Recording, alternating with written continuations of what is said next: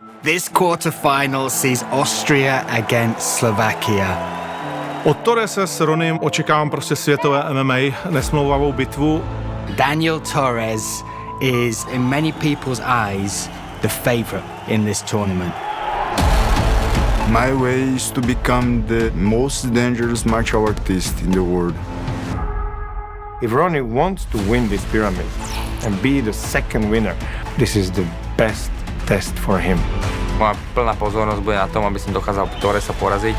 Would be his chance not just to prove he is the best fighter in Octagon, but to prove that he is the best lightweight fighter in Europe.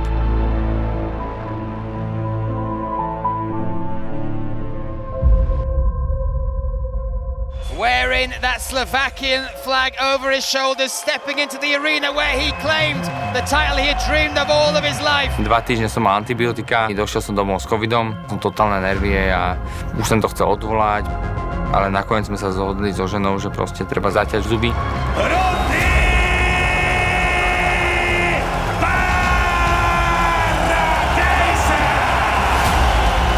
Prvé kolo som nastúpil veľmi tak, nechcem povedať, že disrešpektom, ale tým, že idem ho prejsť a chcel som vedieť, či sa zlomí.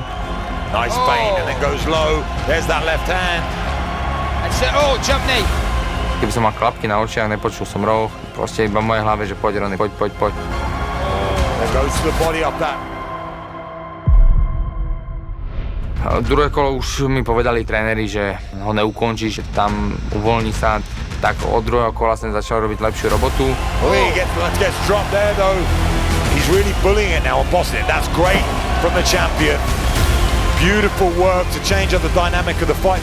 Pamätám len jeden úsek z toho boja, to bol tých posledných 10 sekúnd, kedy sa tam bil do hrudi, že poďme sa prestreľovať. Now final 10 seconds. 10 seconds to go. Korkmaz asking for it. Uvedomil som si, že tréner by asi nebol nadšený, ale ak som videl, že je nadšený, že poďme do toho, tak som išiel tiež do toho a ja som to hnal a nech ma z toho diváci majú aspoň dobrý zážitok.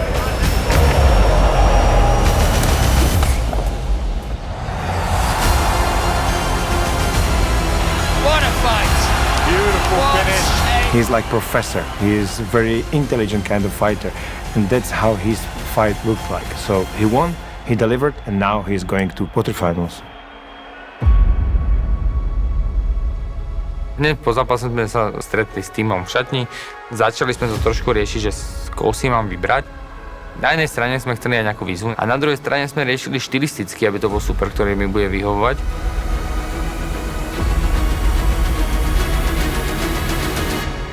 Přichází na řadu jeden z obrovských zápasů tohoto večera. The highest ranked fighter in the Tip Sport Game Changer, former KSW champion. For the first time I went in Octagon, I expected worst war because that is where I can show everything I have for that show. Opening round back here in the lightweight bracket, the €1 million tournament. Oh, he's come out fast. When I saw Vlad Lengal, I saw somebody that was about to give his life for the victory. Daniel Torres looking for the trip now, Lengal. That's huge. Listen to the crowd. Hey, a second one. Whoa. 2 illegal shots and then punches as well. Oh my goodness.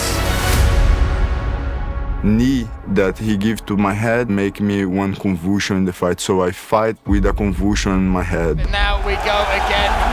Torres now with those big shots again. Uppercut landed. Go for it again, lands heavy.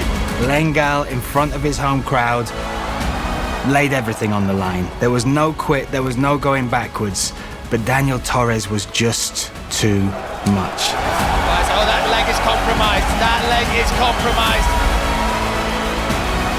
I lost some memory of all the fight at this moment. 20 seconds now. When it ends the fight, I remember the coach come and I saw everybody was happy and I understood at that moment I won.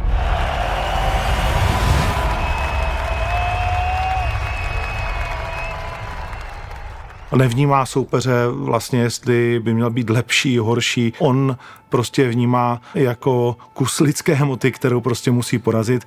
Torres a jeho mentalita něco neuvěřitelného. The fight that happens with me is always hard because I am fighting the enemies that is inside me.